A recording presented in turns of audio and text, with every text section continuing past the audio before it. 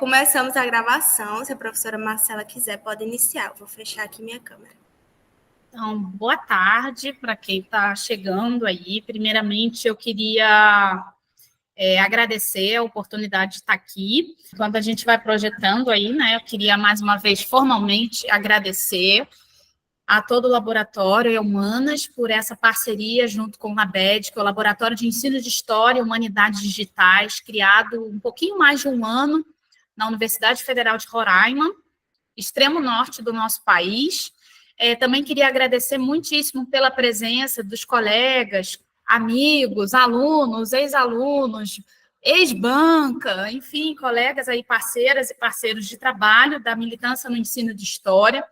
É uma responsabilidade muito grande estar aqui hoje falando com essa audiência tão boa e tão potente, né, como mais um espaço de troca, e especialmente a Vanessa Espinosa, né, por ser parceira de longa data aí nos estudos da história digital no Brasil, também como uma referência da nossa área, né.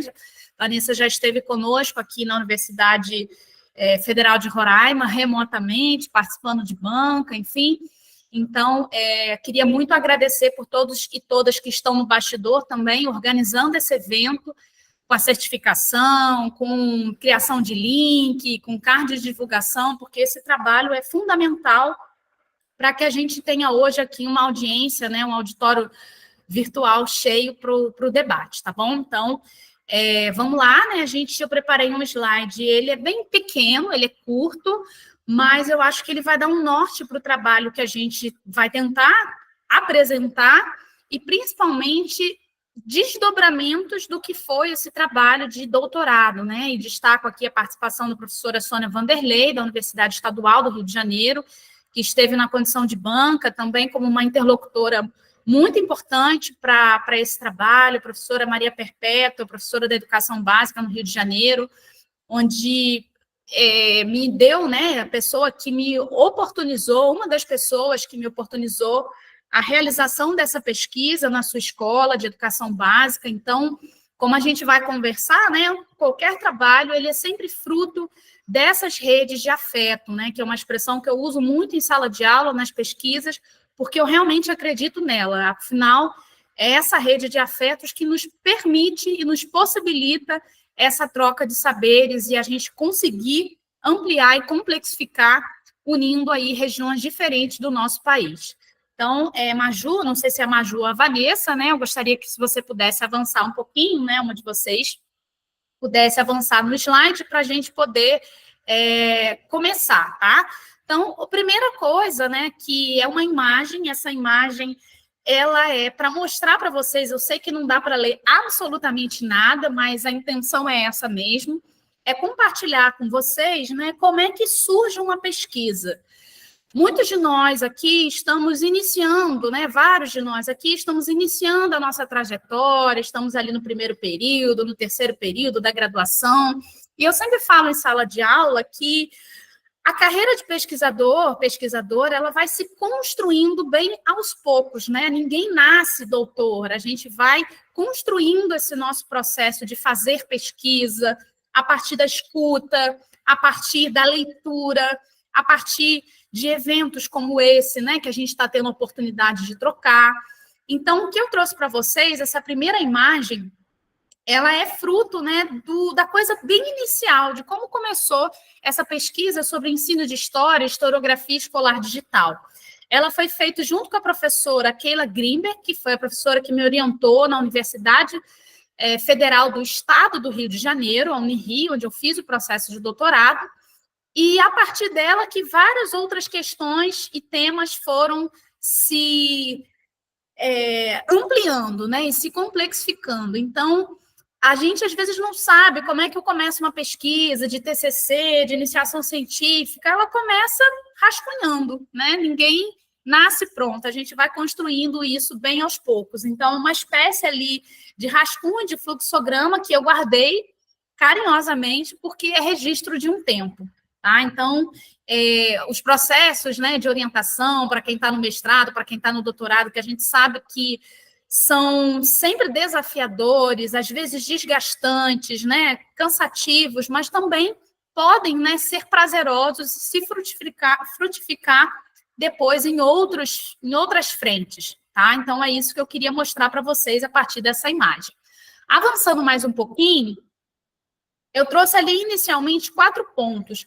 O primeiro, né, que eu inclusive estava conversando agora há pouco com a professora Vanessa Espinosa, do que representou essa oportunidade de 5 anos depois de ter defendido esse trabalho, ensino de História e Historiografia Escolar Digital, o que foi mergulhar nisso, na releitura desse texto, né, da tese, que depois se transformou nesse livro com o mesmo título, e refletir principalmente no que a gente tem feito desde então, né? Então, é isso que eu também vou partilhar um pouquinho com vocês. O segundo ponto é pensar o ensino de história hoje, né? Todos nós sabemos, todas e todos nós aqui sabemos dos desafios que a gente tem enfrentado em firmar a história, né? O ensino de história em tempos de negacionismo, em tempos de fake news, em tempos em que a profissão do professor é colocada, né, sob suspeita, como diz a professora Carmen Tereza Gabriel, né, então, sobre críticas, sobre fortes ameaças. Então, o que representa a força do ensino de história hoje, que é considerado uma área de pesquisa, um campo, né, de pesquisa, e como Pierre Bourdieu nos coloca também, qualquer campo de pesquisa, ele é rico de disputas, de tensões, né? Muitas vezes de contradições, de abordagens diferentes, de temáticas as mais diversas. Então, é pensar e defender o ensino de história hoje, né? E aí eu destaco, né, os programas de pós-graduação em história, em ensino de história, que vem se dedicando em linhas de pesquisas, né, para adentrar e abarcar essa tessitura que é o ensino de história, em especial, com muito carinho, o Prof. História, né, o mestrado profissional em ensino de história, que a partir de 2025 começa o doutorado também, oferecer vagas de doutorado para os professores e as professoras da educação básica. Então, isso também que eu queria trazer para a nossa roda, né, para a gente pensar a força que o ensino de história tem hoje, apesar de todo esse cenário, conforme a gente conversou, de negacionismo, de fake news e por aí vai, tá? O terceiro ponto que a gente já iniciou falando é pensar nessa ideia de rede. Eu acho que falar de história digital e falar de ensino de história, eu gosto muito de usar, e sempre repito isso nas minhas falas, palestras, aulas, que o ensino de história ele pode ser visto como uma grande ciranda, como uma grande roda, né, em que a gente se dá as mãos para construir aquilo que a gente deseja. Então, essa ideia de rede que extrapola, né, que vai além da gente pensar as tecnologias digitais, né? Como a gente sabe, as humanidades digitais, elas trazem, primeiro, antes da gente falar do digital, elas trazem a expressão humanidade, né? E o que isso significa? O olho no olho, o contato, a troca, o afeto, o desafio da convivência, porque a gente sabe que conviver também não é simples.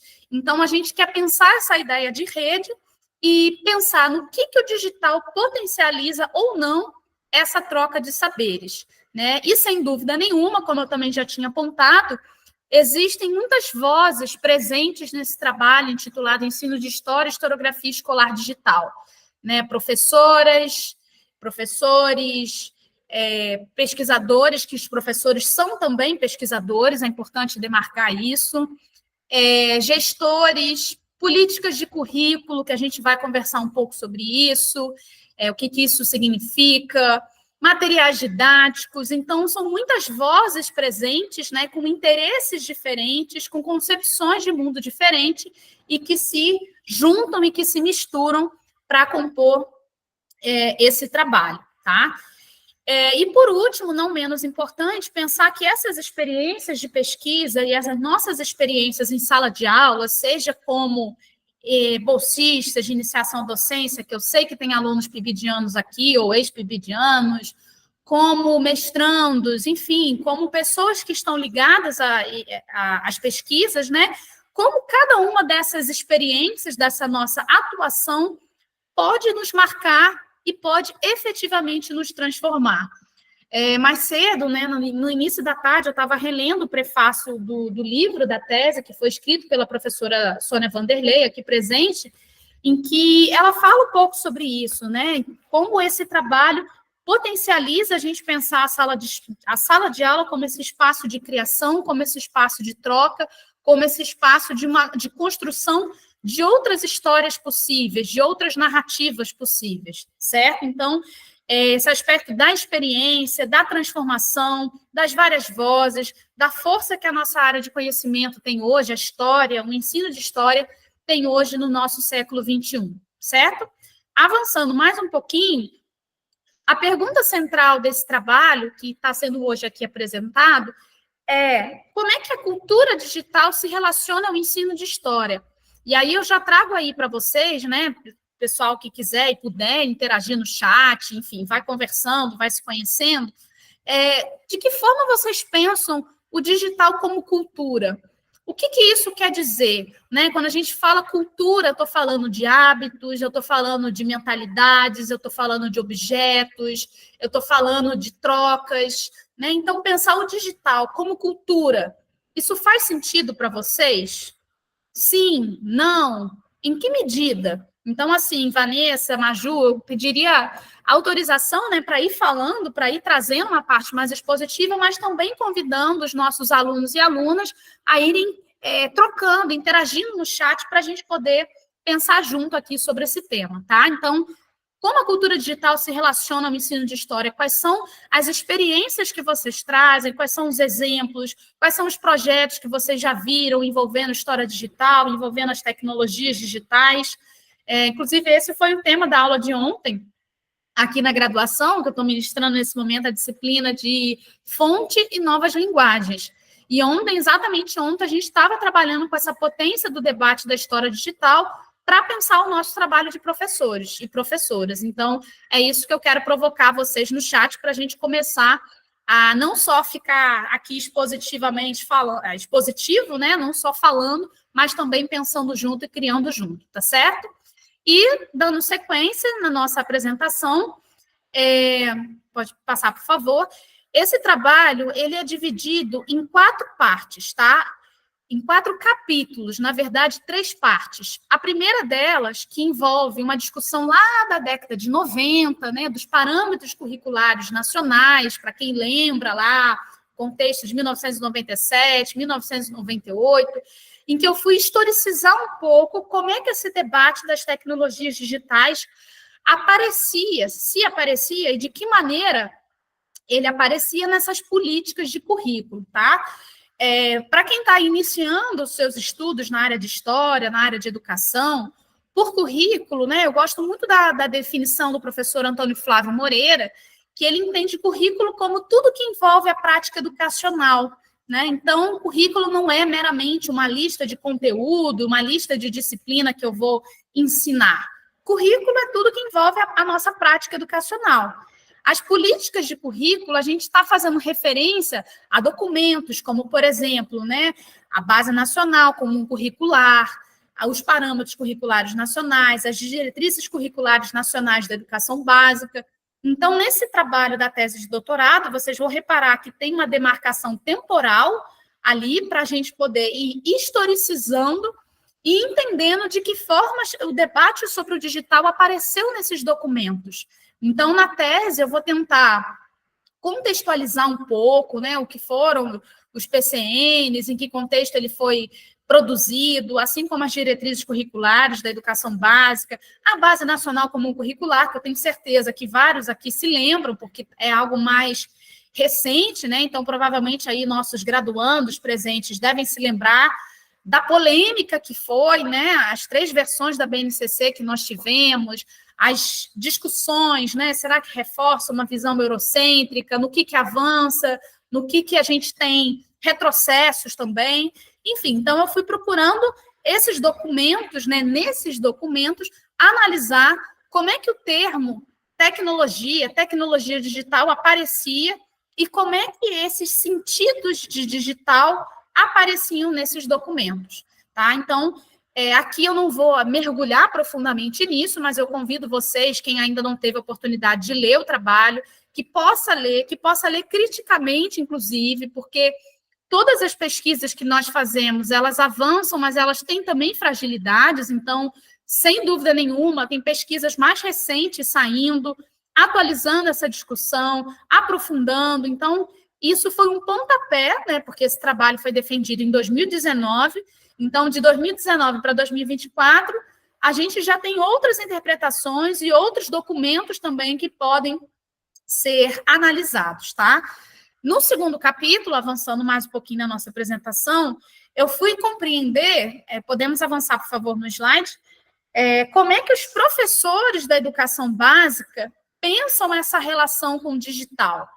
E essa parte ela foi muito interessante, que é quando a gente sai, entre aspas, do papel, das diretrizes, dos documentos escritos, e a gente vai para o que alguns autores chamam de currículo em ação, né? Como é que os professores que estão ali dia a dia, né, no dia a dia da escola, nos desafios que a escola apresenta, como é que eles estão pensando a relação com o digital?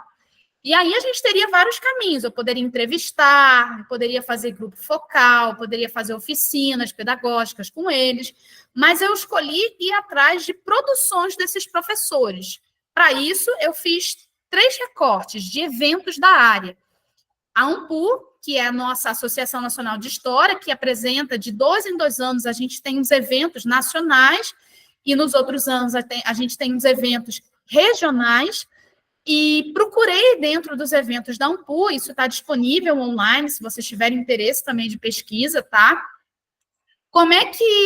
Quais foram os simpósios temáticos que trabalharam com a discussão do ensino de história e o que esses trabalhos diziam, né, sobre tecnologia digital.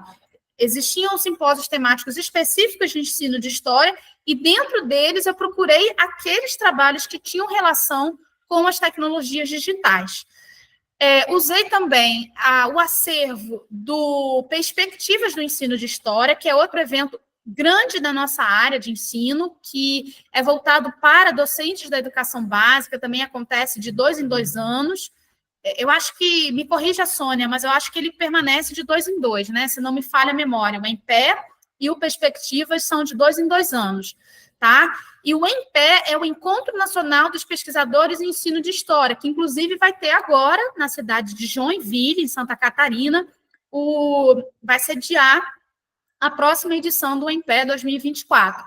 Então, eu considero que esses 3 eventos, né, a gente teria outros, eu poderia, por exemplo, usar o acervo agora do Congresso do Prof. História, que vai ter esse ano também, na cidade de Belém, no Pará, e o Prof. História, inclusive, está completando 10 anos agora, então a gente já tem também um acervo de pesquisa para quem quiser se debruçar e mostrar para vocês, gente, como a gente vai conversar, que existem desdobramentos a partir desse trabalho. Então, quem tem interesse nessa área de estudo, tem muitas coisas aí para mergulhar, né? E a gente pensa tudo isso, seja a produção desses eventos, sejam as dissertações do Prof. História, sejam os documentos curriculares, como fontes possíveis para as pesquisas no ensino de história. Então, esse conceito de fonte é primordial no nosso fazer historiográfico, né? E a gente entende que o ensino de história ele me permite também produzir as minhas fontes, que é o que eu vou falar agora em relação,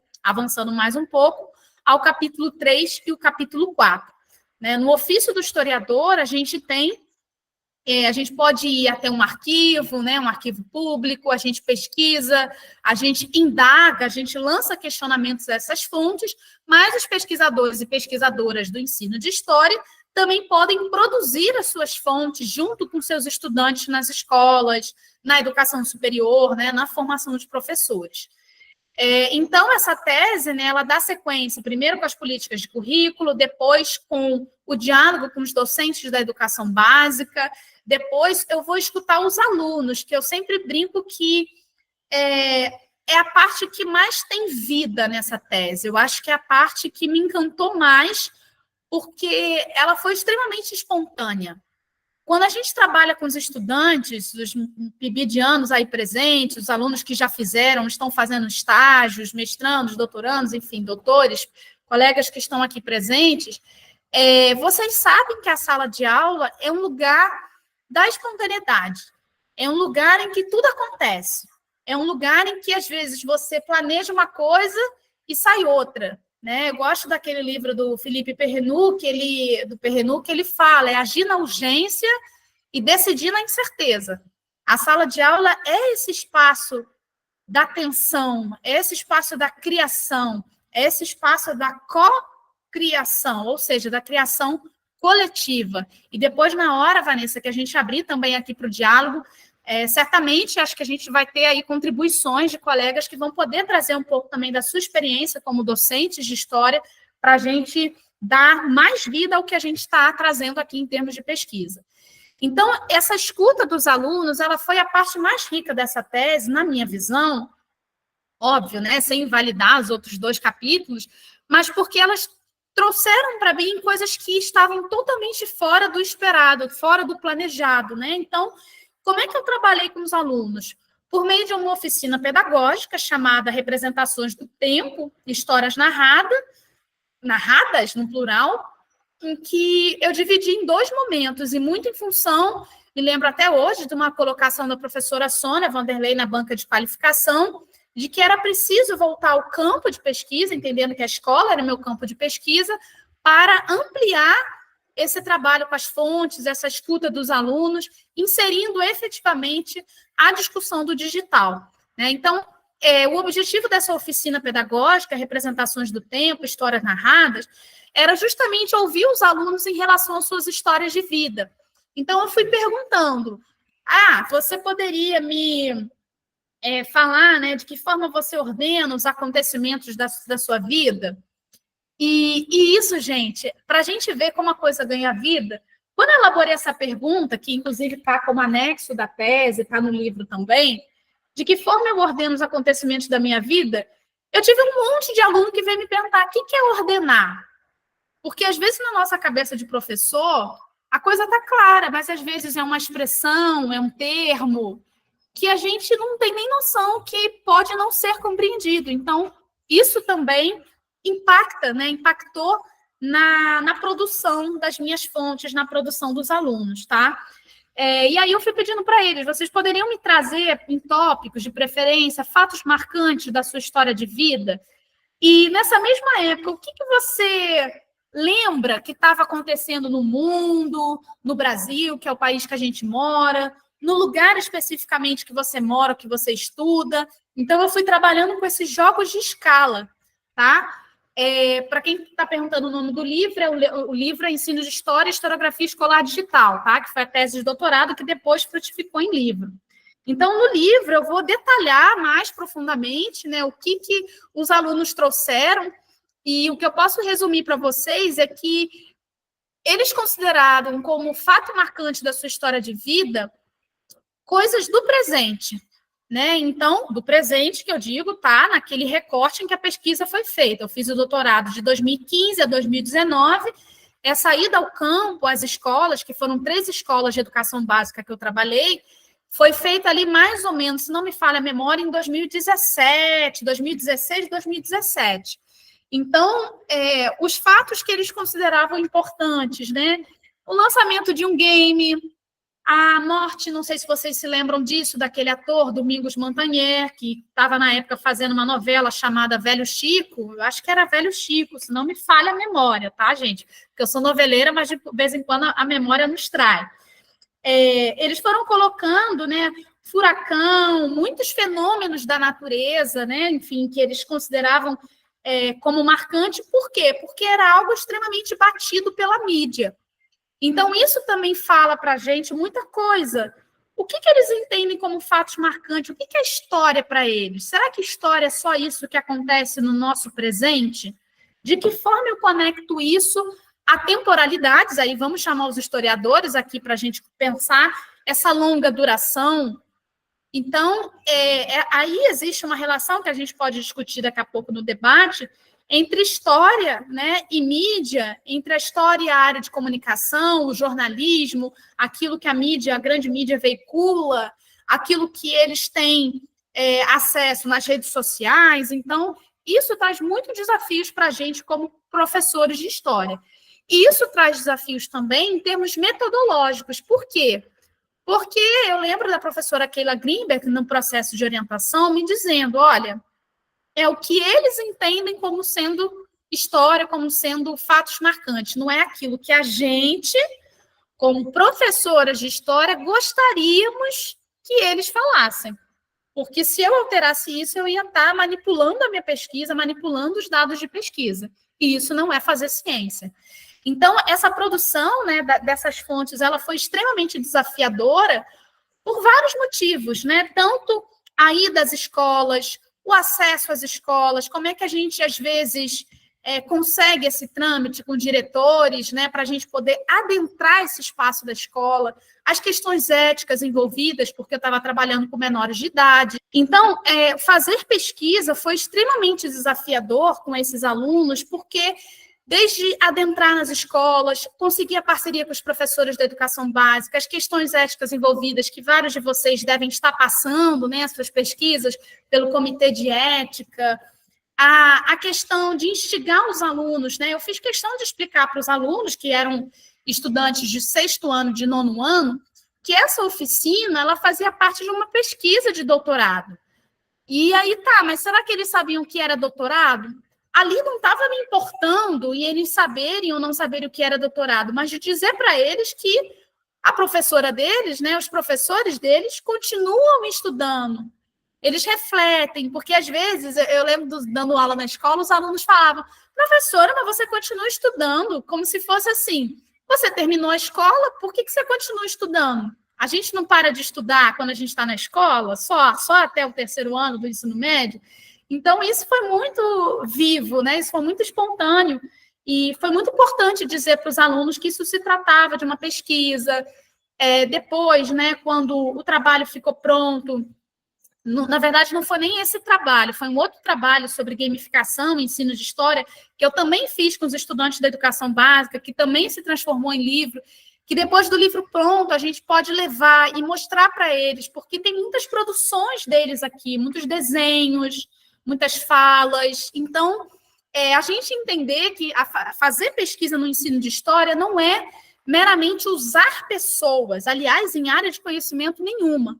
Não são meros objetos, eles são sujeitos.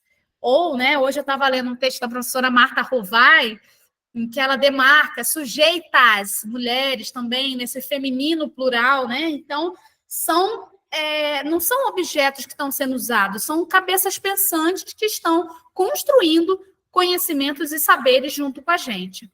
E aí, nesse trabalho da tese, né, que está disponível, né, não sei se a professora Vanessa pode disponibilizar aí o link, né, que foi repassado a vocês, em que essa pesquisa pode ser acessada, né, vocês podem fazer o download, está no site da Unirio.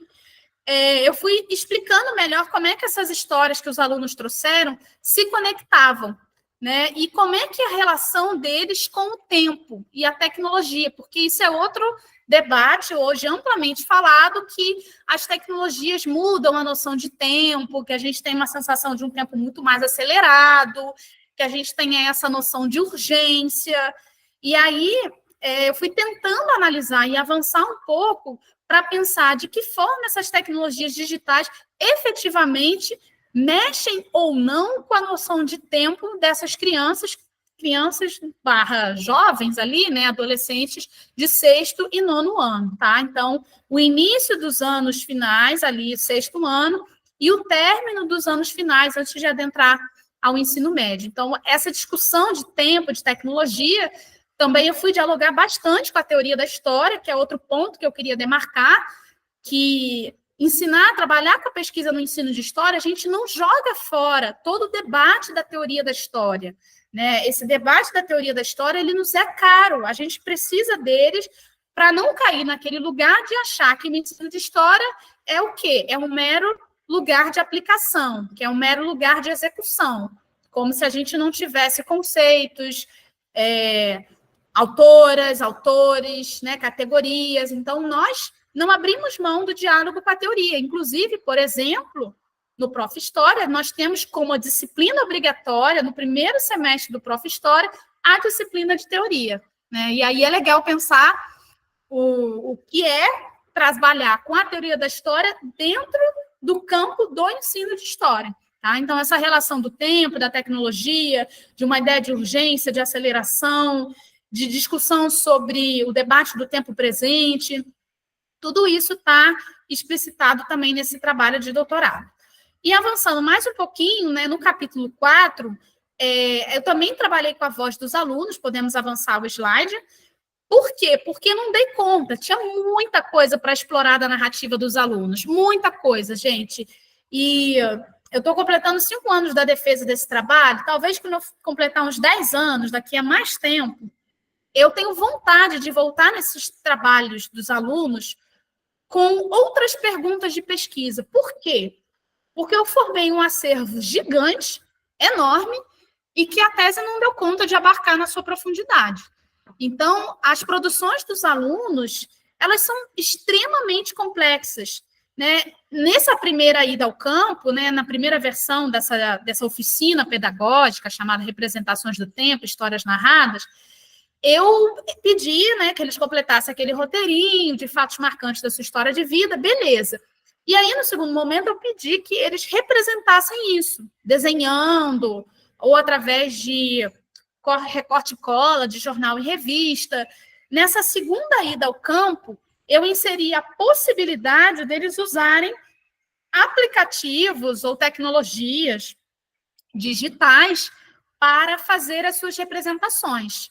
Então, qual é a diferença do capítulo 3 e do capítulo 4 nessa escuta dos alunos? É que, no primeiro momento, eles usaram só o não digital. No segundo momento, eles podiam escolher se eles queriam o impresso, né, o não digital, ou usar tecnologias digitais, sejam elas ligadas ou não à internet. Por quê? Porque vários dois alunos, não só meus, porque eu trabalhei em 4 escolas, usaram, por exemplo, o Word, o bloco de notas, uma tabela do Excel. Outros usaram o Minecraft, que é aquele jogo de blocos, né, que você vai construindo, não sei se vocês conhecem. O WhatsApp me mandando em formato de áudio, PowerPoint. Então, as tecnologias digitais que foram mobilizadas, os aplicativos, foram os mais diversos. Né? E qual é a conclusão que eu cheguei disso? Tá? Analisando essas produções digitais, eu primeiro fui buscar entender quem escolheu fazer suas representações das suas histórias de vida usando o digital, por que eles escolheram digital? E isso me fez ver que há um senso comum que fala os nativos digitais, né, que é um termo aí que, inclusive, a professora Vanessa tem um vídeo muito bom no perfil dela em que ela faz esse balanço do termo, essa crítica ao termo que o próprio autor, o Mark Prentke, fez, que o fato da gente falar são nativos digitais como se todos os alunos estivessem inseridos nisso, que já não é verdade. Nós estamos num país ainda muito demarcado pela exclusão digital, e segundo, há uma questão do letramento, nem todos ali têm um pensamento crítico, né, no uso desse digital. Então, eu fui buscar entender por que quem escolheu trabalhar com digital, por quê? E vários falaram, na verdade, para mim, tanto faz. Ou outros que preferiram não usar o digital porque reconheceram que o digital gerava distração. Professora, se eu for fazer no digital, eu vou me distrair respondendo a uma notificação que chega na rede social. Então, isso tira um pouco desse senso comum que a gente fala, como se todo mundo estivesse inserido nesse mundo, como se todo mundo quisesse usar o digital. E aí a minha defesa dessa expressão, historiografia escolar digital, né, dessa história digital no Brasil, é o não abandono do não digital. Eu não sei se isso fica claro, mas depois a gente vai abrir para a roda de conversa e a gente pode mergulhar um pouco mais nisso, um pouco melhor nisso, para a gente entender que o digital, ele não exclui o que a gente sempre fez, independente da internet, independente dessas tecnologias digitais. Ele não joga fora, mas talvez ele potencialize outras formas de produzir, de divulgar, de ensinar história. Então, é isso que eu quero depois pensar com vocês, tá? Inclusive, ouvir aí quem está envolvido com pesquisa sobre essa temática, como vocês vêm pensando isso e como é que vocês vêm trazendo isso aí nos seus trabalhos, tá? E aí, só para fechar essa parte do capítulo 4, né, eu fui mergulhar na análise dessas produções discentes, ou seja, dos alunos, dos estudantes da educação básica, e eu fui percebendo que o fato deles usarem tecnologias digitais não significava necessariamente um uso específico desse meio. Como assim? Vamos dar um exemplo. O jogo de blocos Minecraft. Vários deles ali usaram Minecraft para fazer uma representação da sua história de vida que poderia ter sido feita no papel, usando canetinha, caneta, lápis, assim, que não mudaria em absolutamente nada.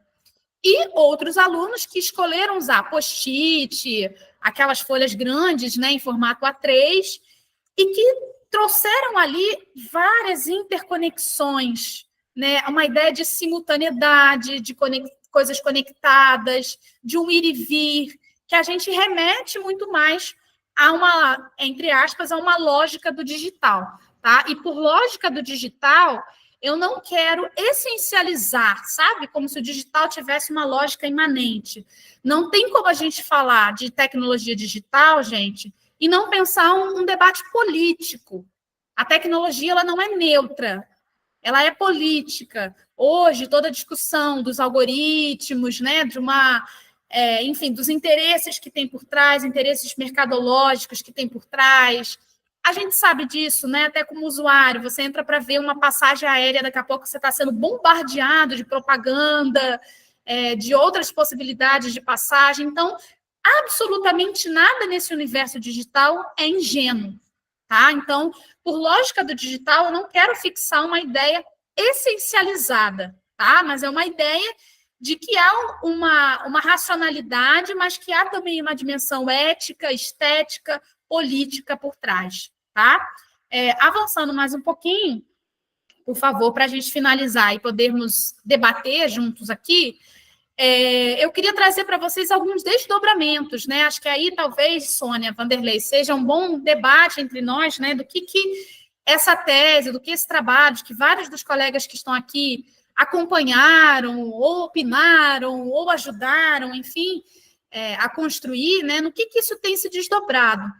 Vou pedir à professora Vanessa também, se possível, compartilhar o link do nosso Instagram, do Laboratório de Ensino de História e Humanidades Digitais da Universidade Federal. Eu vou botar aqui, Vanessa, eu estou com ele em mão, já estou mandando aqui, tá? Que a gente convida vocês a acompanharem, a olharem. A gente tem feito inúmeros trabalhos de produção de conteúdo original.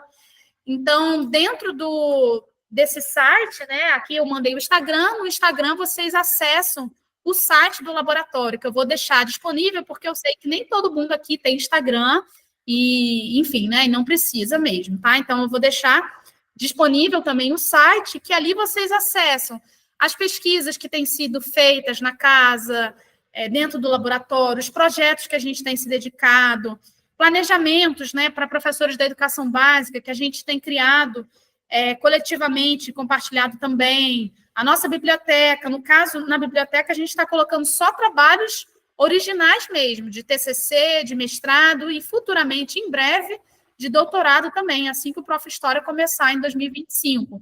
Então, tem muita coisa bacana ali, gente, que vocês podem acessar. É universidade pública, então, absolutamente tudo que é feito ali é gratuito, é justamente para poder chegar a outras audiências e a gente ter também essa troca, né, essa visão crítica, enfim. Então, quem me conhece sabe, eu sou das redes, assim como a Vanessa, a gente é das redes, a gente é conectada, a gente gosta de troca, a gente gosta de pensamento crítico, a gente tem abertura a isso. Então, deixo o site aí, deixo o Instagram para quem quiser conhecer, né? E só voltando ali no slide anterior, a gente criou, né, recentemente também a nossa mascote, né, uma arara, porque eu estou localizada aqui no extremo norte do Brasil, na Roraima, né, que eu sempre brinco, Roraima não é Rondônia, tá? Então eu gosto aqui, ó, Roraima é a pontinha do Brasil, a gente está aqui no extremo norte do Brasil, ligados aqui geograficamente falando à Guiana Inglesa, a Venezuela, né, uma área de fronteira que traz muitos desafios. uma região extremamente rica do ponto de vista cultural, né? Um verdadeiro caldeirão étnico, de uma diversidade cultural muito grande e ainda pouquíssima conhecida nossa, né? E eu sempre repito que eu venho do Sudeste, né? Me mudei para cá tem 2 anos e meio, e desde então eu tenho podido conhecer, né? Eu tenho tido a oportunidade de conhecer realmente um outro Brasil, um Brasil ancestral, e que eu acho que tem muitas contribuições a dar nesse debate da história digital no Brasil, né? Justamente pelos desafios que nós enfrentamos, né? Tanto em termos de acesso, né? Agora à tarde eu falei com a Vanessa, ai meu Deus, tomara que a fibra não rompa, porque toda hora aqui na cidade a gente tem esse problema da fibra romper, a gente fica sem conexão. Então, o que é falar de história digital, de historiografia escolar digital, num lugar que tem seus desafios de conexão, mas que tem talvez uma coisa que seja muito única, que é essa ancestralidade pulsante, que é essa simplicidade, que é essa criatividade do povo do Norte. Então, isso também eu falo isso com muito carinho.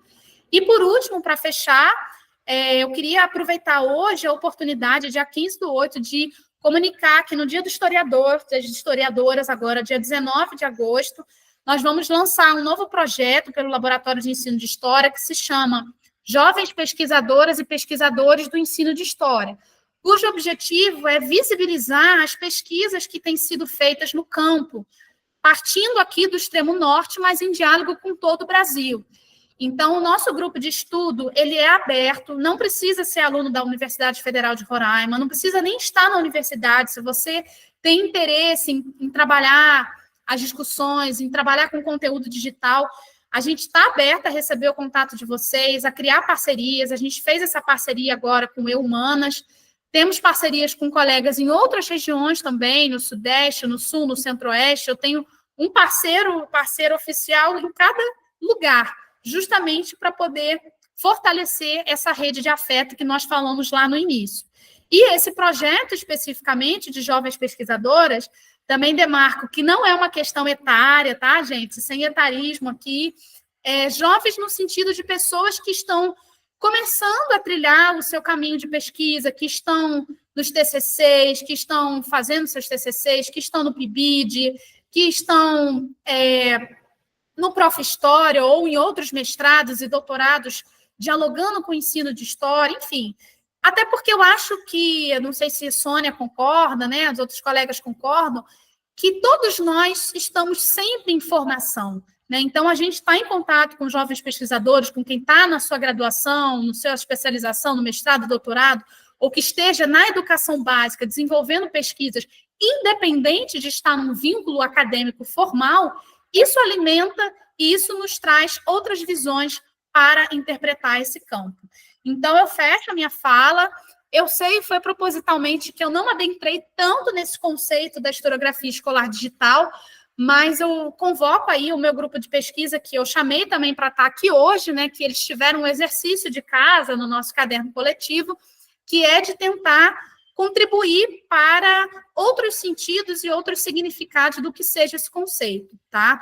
De forma breve, eu entendo que a historiografia escolar digital, essa escrita da história escolar, primeiro, né, a gente está demarcando o reforço de que a história é produzida também dentro dos espaços escolares, não é somente aquilo que nós na academia estamos propondo. Quando eu estou com os meus estudantes, eu também produzo conhecimento, eu também produzo saberes no famoso chão da escola, tá? A outra coisa, né, valorizar por meio desse conceito a mediação que o professor faz, né, de forma crítica do potencial dessas tecnologias, seja pensando na tecnologia como um conteúdo. A gente fala muito de tecnologia quando eu vou trabalhar, por exemplo, revolução industrial, certo? Mas e o digital hoje? Qual é o impacto que isso traz? Quais são os desafios que isso traz para o conhecimento, para a história, para o conhecimento histórico hoje? A construção também de materiais didáticos, que eu acho que a gente conseguiu trazer muito dentro da iniciação docência, do PIBID, construindo materiais didáticos, utilizando do potencial dessas tecnologias digitais. Enfim, então esse é um conceito bastante amplo, né, que, como a Sônia falou na minha defesa do doutorado, uma vida inteira de pesquisa pela frente para poder mergulhar e conseguir demarcar melhor o que a gente está entendendo por meio dessa expressão.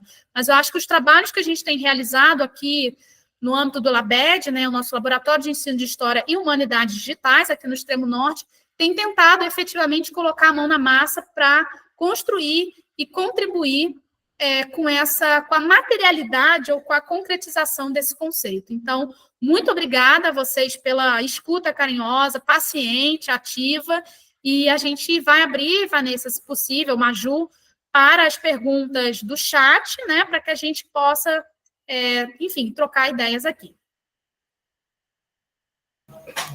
Bom, deixa eu tentar agora organizar rapidamente, a pedido da Vanessa, essa fala potente, essa fala significativa de Marcela, e, enquanto isso, por favor, todos os presentes podem e devem amadurecer tudo que a Marcela nos trouxe em perguntas que a gente possa ainda crescer mais no tempo que nos resta nesse encontro.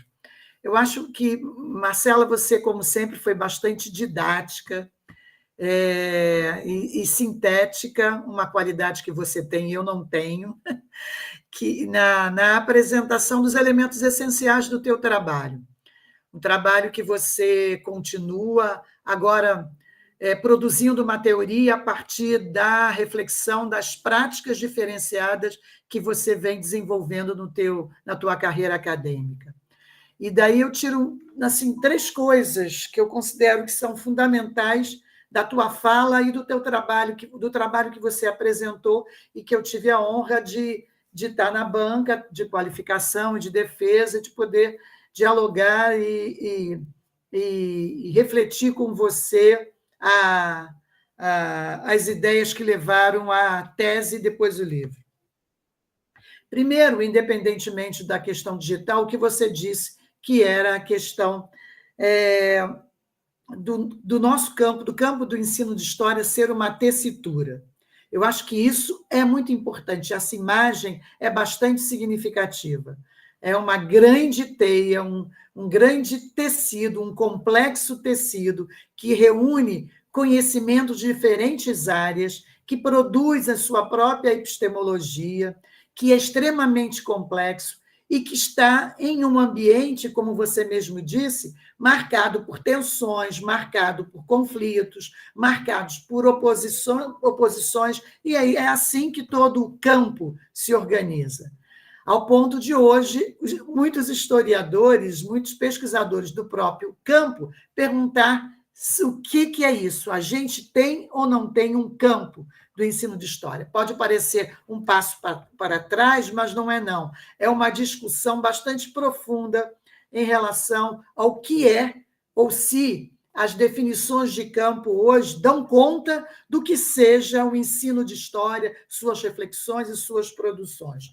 Então, considerar isso como uma tessitura, eu acho que é dar a complexidade que o nosso campo, pelo menos por enquanto assim denominado, tem.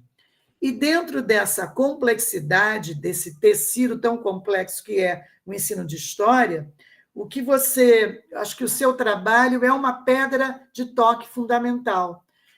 Você não disse, mas é importante lembrar que você foi um dos primeiros trabalhos de fôlego a refletir sobre um conceitual que se aplicasse às experiências que estavam sendo vistas, pensadas e produzidas na sala de aula sobre o digital e o ensino de história.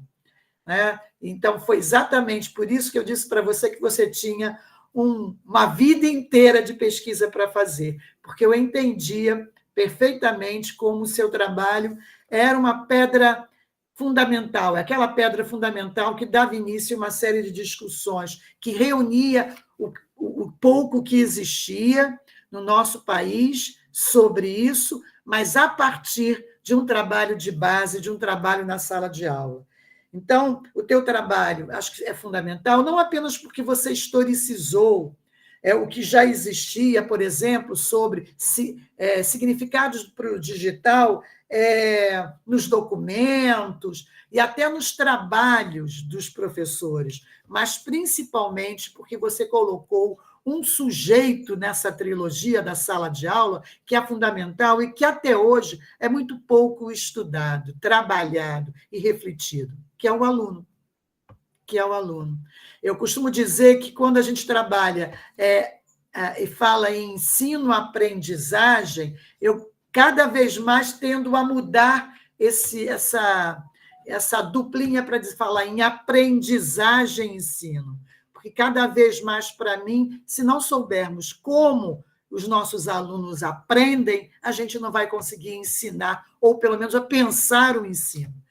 E o digital e com o digital não pode ser diferente. Eu acho que você por isso é tão potente para você o capítulo 3, o capítulo 4, porque é exatamente onde você descobre isso. O aluno, com a sua compreensão, com as suas culturas, com as suas visões de mundo, as suas origens, ele traz para a gente uma série de interrogações que não estão postas no nosso diálogo com a teoria.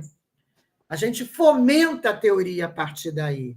Então, eu acho que o teu trabalho e a tua fala agora nos traz como síntese, que eu acho que é importante, é você pensar o digital como conhecimento. E como conhecimento, ele tem que ser aprendido. E o que é aprender, né, a cultura digital num ambiente escolar? Não é apenas pensar o digital como ferramenta, como a tecnologia, como a parte material dessa cultura, mas também como a parte simbólica, como a parte que produz sentido. E essa é mais difícil. E essa permite, mas também é mais profunda, é aquela que permite a gente refletir e se assustar com as fake news, com a desinformação que o digital produziu no mundo e influencia a escola. Quando o digital consegue descentrar quem produz conhecimento. Não existe mais o produtor e o consumidor. Existe todos aqueles que são capazes de produzir conhecimentos a partir de visões de mundo nem sempre ligadas à academia, nem sempre ligadas às nossas reflexões teóricas, historiográficas. Então, o que nos cabe como professores e professores de história que sabem da importância do digital, que sabem da potência que esse digital tem na produção de sentido, mas que somos historiadores e que sabemos também de que ele, como você diz, não é neutro, que, como qualquer campo, é político, tem uma série de forças, que sabe muito bem da sua potência e que sabe muito bem utilizar a sua estética para produzir sentidos que calam, muitas vezes, em tradições que estão longe da nossa historiografia, mas que falam, que potencializam grupos, setores que, às vezes, rompem com a racionalidade na produção de sentido da história, não é oficial, mas da história que nós, profissionais, fazemos. Então, o que nos cabe? Fugir disso, como no meu tempo de criança se proibia a televisão na sala de aula, porque ela retirava o poder, a capacidade que a escola então tinha de produzir verdade. É isso que a gente vai fazer? É complexo, eu sei, mas a gente tem que meter, como dizia a minha avó, a mão nessa cumbuca, porque senão a gente já está perdendo, a gente, que eu digo, a escola, está perdendo esse papel de ser um espaço mais importante na produção de sentido para esses jovens, para não só jovens, para aqueles que estão mergulhados mais ou menos nesse mundo digital. A gente pode e deve refletir e participar dessa cultura para também dar a nossa ação sobre que sentidos são esses que são produzidos. Eu acho que você faz isso, você fez isso com a reflexão da tua pesquisa, que se reproduz no livro, e faz isso com a tua prática no laboratório. Então, eu te parabenizo e passo, então, agora a palavra para todo o conjunto de ouvintes virtuais, para que a gente possa ampliar essa discussão.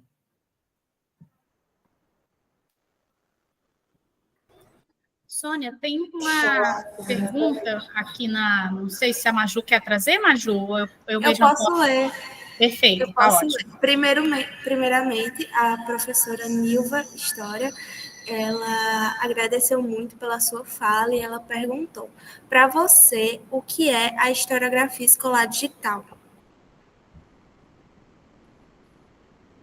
A historiografia escolar, primeiro, eu também queria agradecer, né, pelas perguntas aí. Como eu disse, acho que o chat é parte viva dessa oportunidade de encontros remotos, né, para que a gente possa ampliar nossa discussão aqui, né?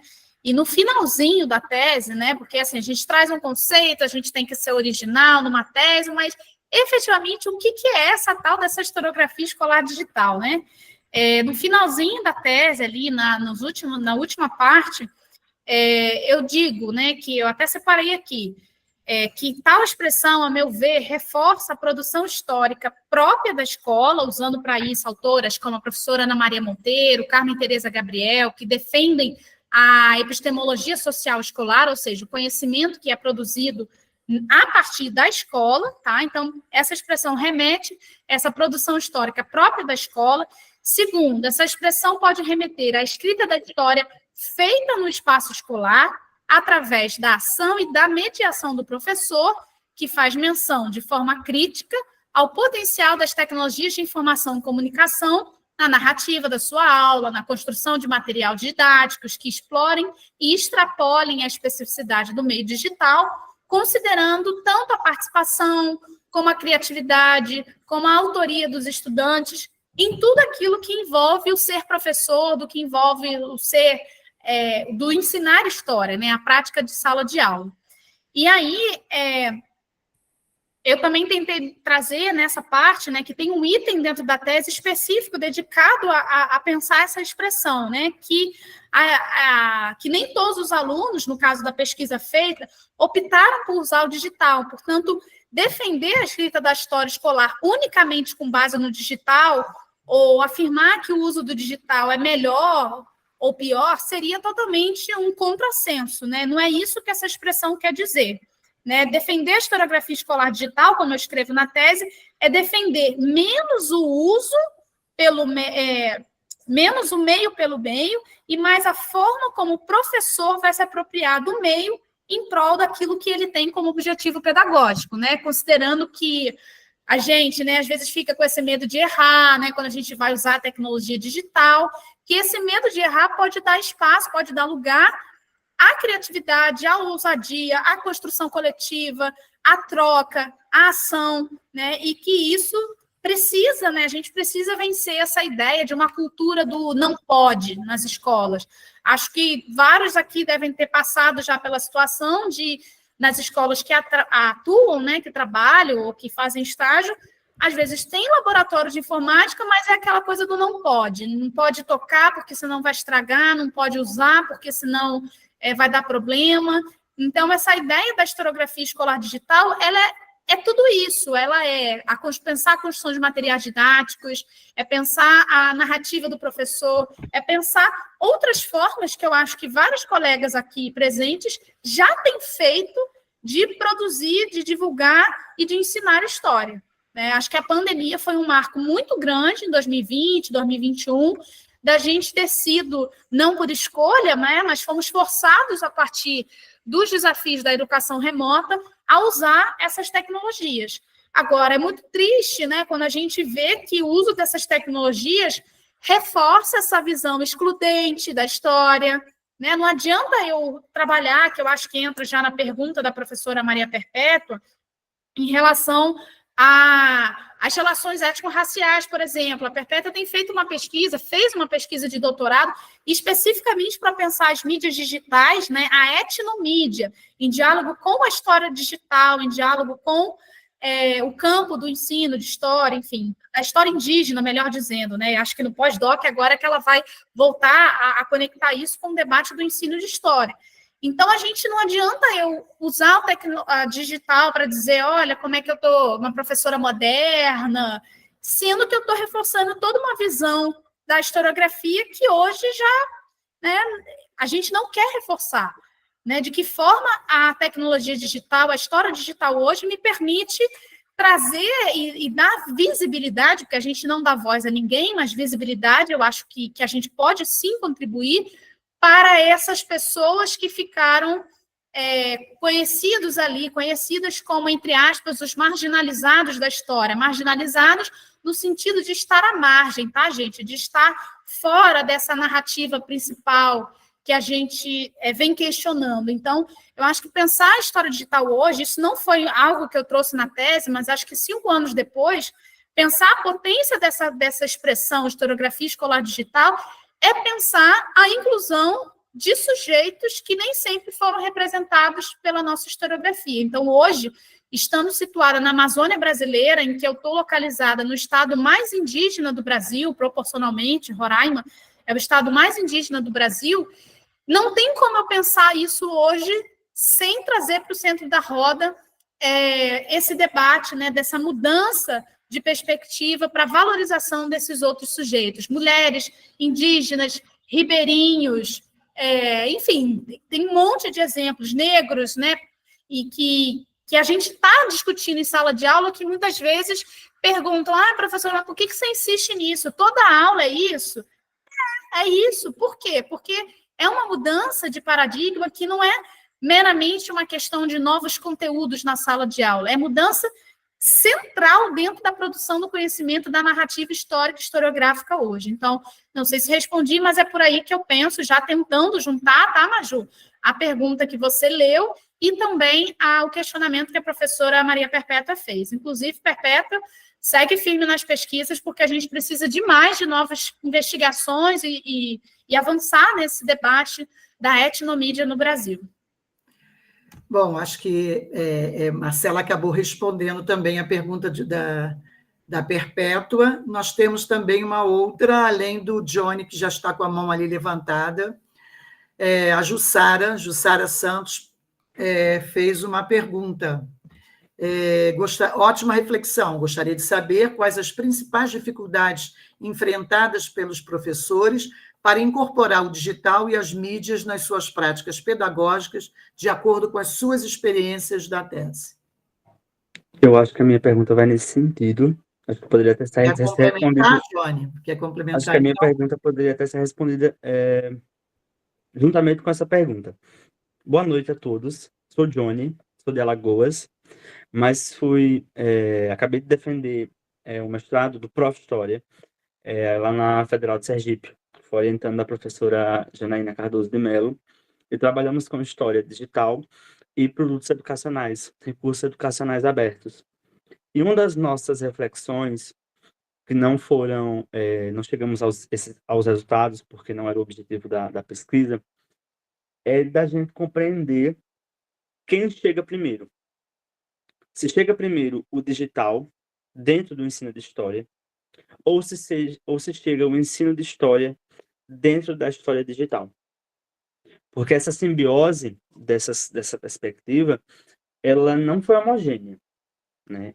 Então, nós temos um sistema educacional que às vezes força o professor a produzir seu próprio material a partir da internet e divulgar para os alunos, ou então, e chega aquele professor motivado, garantindo uma boa pesquisa através de bons links seguros, de materiais cuidadosamente elaborados dentro do digital. Então, você como pesquisadora da área, né, quais são as suas percepções sobre essas duas questões? Eu entendo, né, para os colegas que fizeram o questionamento, né, primeiro também saudar a professora Janaína, não sei se ela ainda está presente, né, da Universidade Federal de Sergipe, sua orientadora, né, E eu entendo que não tem como pensar isso sem discutir os currículos acadêmicos de formação de professores hoje.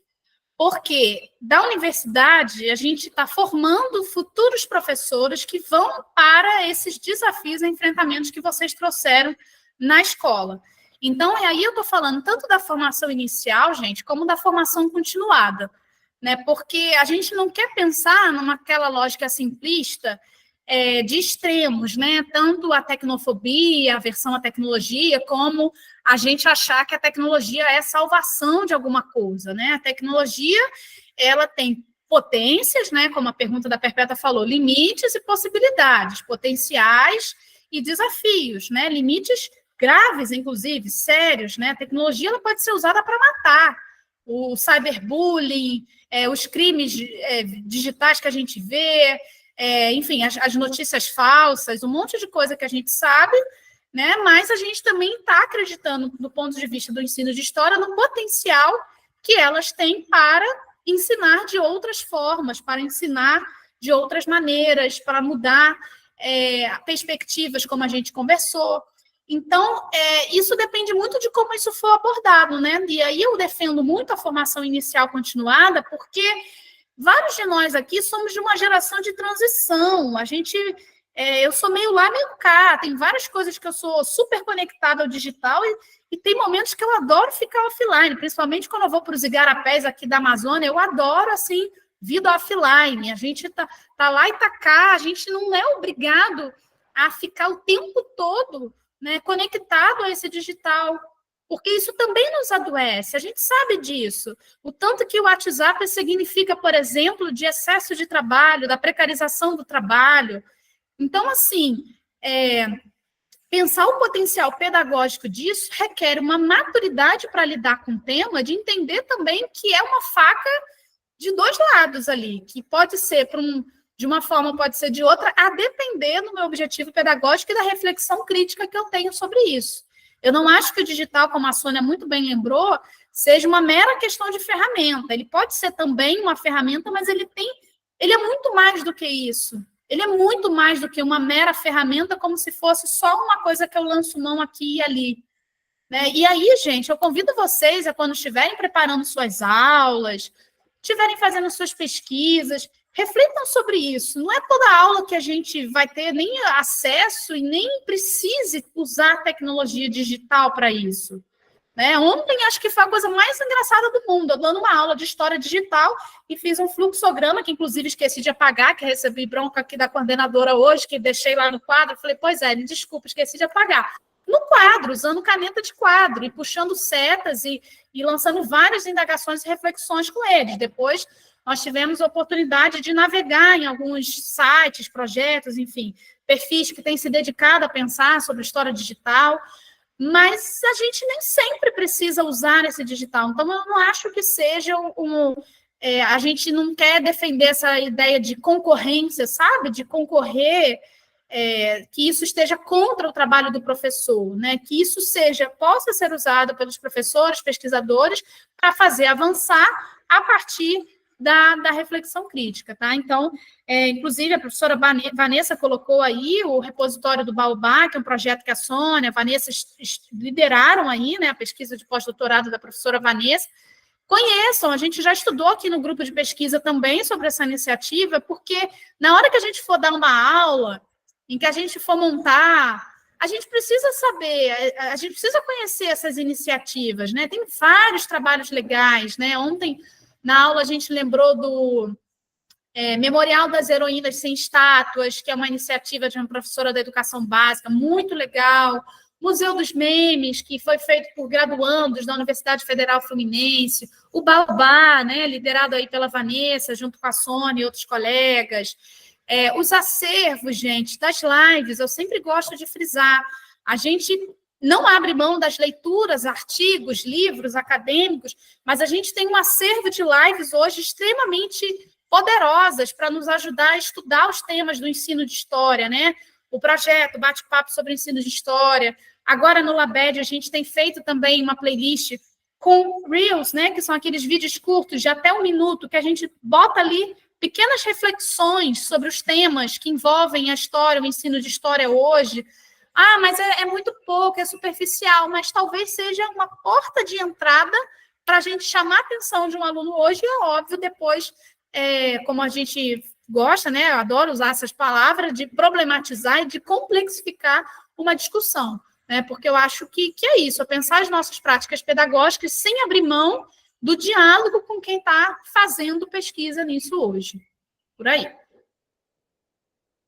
Obrigada, Marcela. Mais alguém? Mais alguma pergunta? Acho que não tem. Levantou o dedo aqui o Rubem. Então, estabelecendo aí o teto da nossa reunião, vamos terminar assim que o Rubem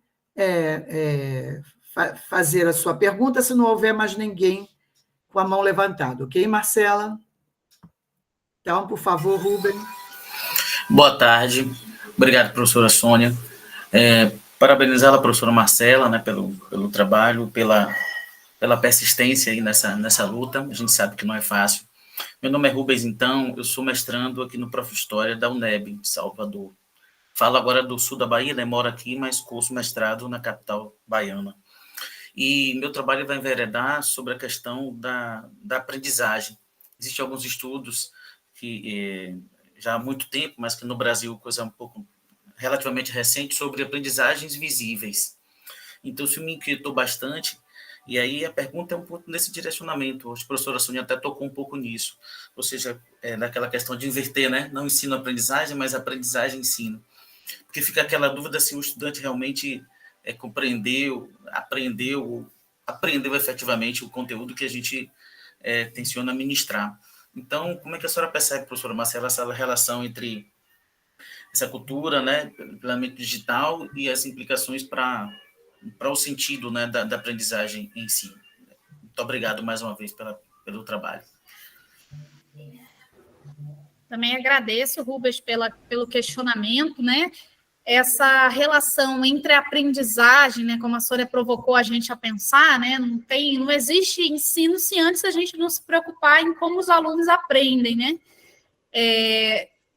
E o digital, eu acho que esses exemplos que a gente foi citando aqui, eles talvez nos ajudem a avançar nisso, conhecer esses projetos, conhecer essas iniciativas. Você está dando aula no momento? Você está em sala de aula? Sim, eu sou professor da educação pública aqui na Bahia. Eu acho que talvez os seus estudantes, suas alunas e seus alunos possam te ajudar a avançar, porque o professor Dilton Maynard, eu já assisti uma fala dele há muitos anos atrás, em que ele disse, as escolas elas dão um banho na gente, na universidade, em pensar essa história digital em ação, sabe? Porque é ali, junto com seus alunos, que vocês vão criar projetos, ações, iniciativas que vão depois nos ajudar a teorizar e a pensar sobre isso. Eu acho que é um pouco o movimento que eu sinto hoje. Eu sinto que hoje, eu até brinco, eu falei, nossa, não sei nem qual foi a última vez que eu apareci nos artigos. Faz muito tempo que eu não paro para escrever. Mas eu acho que nesse momento eu estou numa fase muito de implantação, de criação, que é óbvio, eu acho que a gente tem que ir criando e refletindo sobre o que a gente faz, escrevendo e partilhando, mas eu estou numa fase de muitos desdobramentos desses textos, desses conceitos, para ver de que forma isso vai ganhar vida e aí sim poder escrever novos textos, sabe? Porque eu acho que a gente é muito cobrado disso, tem que estar toda hora escrevendo, produzindo, mas qual é a qualidade daquilo que a gente produz? Então, você trocar ideia com seus alunos, conversar com eles, eu sempre falo isso, pergunta para eles quais são os aplicativos que eles usam, quais são os games que eles jogam, se gostam, se não gostam, porque é nessa conversa, é nessa troca quase que informal, sabe? Conversa assim de corredor, que dali nascem ideias e que a gente pode potencializar e trazer isso para as nossas, né, futuras pesquisas.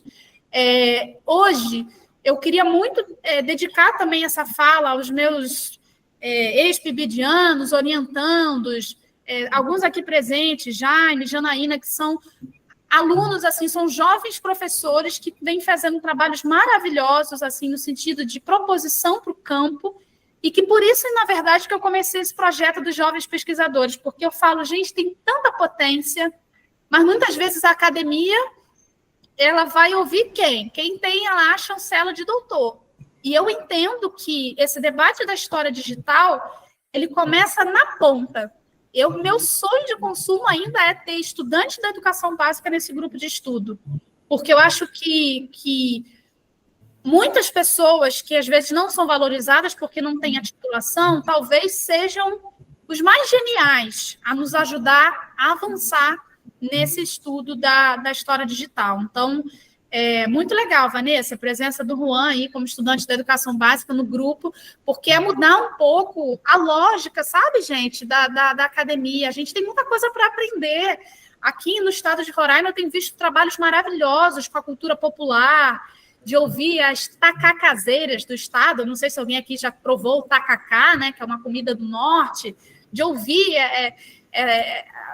os capoeiristas, assim, de ouvir os mestres da cultura. A gente tem muita coisa para aprender, muita coisa. A academia, a gente precisa se abrir cada vez mais a outras audiências, a outros públicos, para que a gente possa avançar, né? E aí, para fechar mesmo, não tomar muito tempo de vocês, eu queria dizer, assim, que é um prazer imenso estar aqui falando dessa tese hoje, porque, né, Vanessa, a gente tem chorado bastante juntas aí. Hoje eu estou até o último fio de cabelo envolvida com gestão, que é um dos corações da universidade pública, né, mas que tira, às vezes, da gente também um pouco esse fôlego, esse gás, né, de escrita, de produção, mas a gestão é extremamente importante. Eu desejo muito, assim, ter outras oportunidades de conversar com vocês. Escrevam, né, se precisarem de texto. Eu adoro isso. Na verdade, eu sou professora. O resto, né, a gente vai aprendendo, porque a nossa profissão nos exige, mas fazer pesquisa, estar em sala de aula, ensinar história, aprender história com essa coletividade poderosa que nós mostramos, né, que reunimos aqui hoje, nessa tarde, é realmente aquilo que nos alimenta a alma. Então, assim, fazia muito tempo que eu não parava para fazer palestra, para organizar uma aula diferente, assim, um encontro de, enfim, rever amigos, colegas, conhecidos, e eu queria muito agradecer ao Laboratório de Ensino de História, né, da UEUmanas, aí, sob liderança da professora Vanessa, porque eu estava com saudade disso, né? Na época da pandemia era uma live atrás da outra. De repente, eu passei no concurso, vim para a UFRR, estou trabalhando um monte, mas muito tomada pela gestão hoje, tentando fazer disso também uma experiência para o campo, né? Inclusive, agora, no Congresso Prof. História, a gente vai falar sobre isso, que é algo pouquíssimo discutido, como é que a gestão impacta as pesquisas do campo do ensino de história. E é isso, né, gente? Criando aí, recriando e aprendendo sempre nessa coletividade. Bom, mais alguém? Então, a gente vai fechando. Eu queria agradecer muito a Vanessa a oportunidade de rever Marcela mediando, agradecer a Marcela a continuidade desse trabalho e a todo mundo, esperando que a troca que desenvolvemos aqui possa se potencializar em experiências, em reflexões, essencialmente em práticas na sala de aula. Muito obrigado e até a próxima.